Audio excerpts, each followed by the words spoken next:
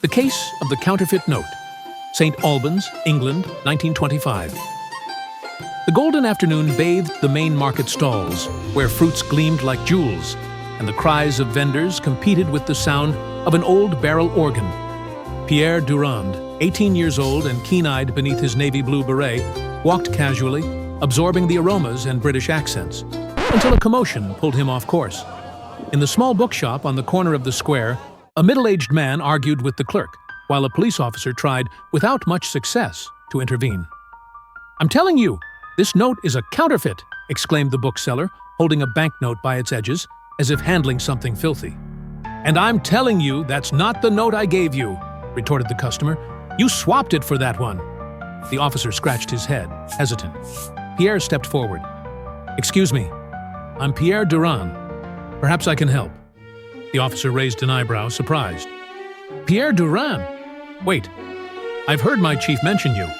Said you helped crack some truly remarkable cases. What do you think you can do here?" Taking the note, Pierre examined it under the window light. The forgery was crude. Wrong paper, incorrect texture, imprecise details. He looked at the customer. "You said the note you gave had a serial number starting with 04071903. It's not common to check serial numbers. Why did you do that?" "It's my mother's birthday. When I picked it up earlier, I noticed it. That kind of thing sticks in your mind. I saw the bookseller do a sleight of hand and hide the real one. It must be in the till." Pierre checked the register drawer. There were 3 notes of the same denomination. One of them, indeed, began with the stated digits. The customer smiled, triumphant. "See? It's there! That proves I'm telling the truth." Pierre remained calm. He turned to the officer. "Please call the forensics team. We'll need fingerprint analysis." "Fingerprints? But what for? I already proved the real note is there." "Of course, my fingerprints will be on it." "Not yet, sir. If your fingerprints are on the real note, that doesn't mean much. You might have handled it earlier in an entirely innocent context. There's no crime in handling an authentic note." Pierre held the counterfeit note between his fingers.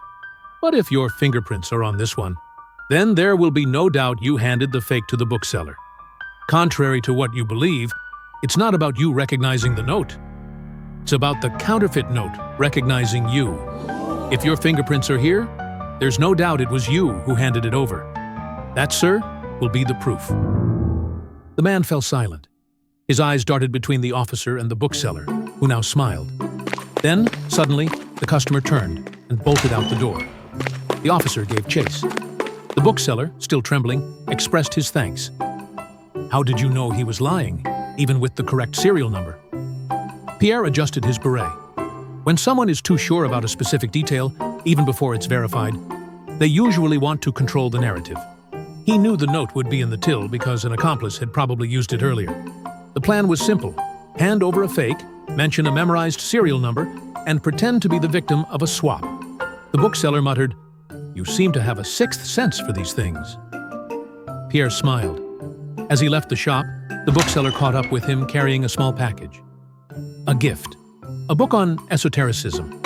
"Maybe it explains your gift?" Pierre chuckled, a bit awkwardly, unsure if the gesture was sincere or a jest, and accepted it. "Thank you," he said with a polite nod, and he walked away down the street, the book tucked under his arm. Yet another quiet trophy from a mystery quietly undone. The end.